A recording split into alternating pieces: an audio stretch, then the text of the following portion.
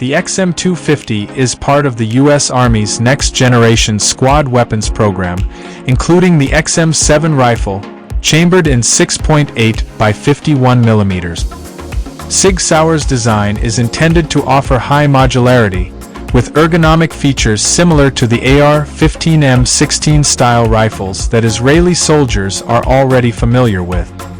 The 7.62 by 51 mm version, now in the hands of the IDF, shares the same dimensions as the 6.8 by 51 mm version, with a 16-inch barrel and a total length of 37 inches when the stock is collapsed.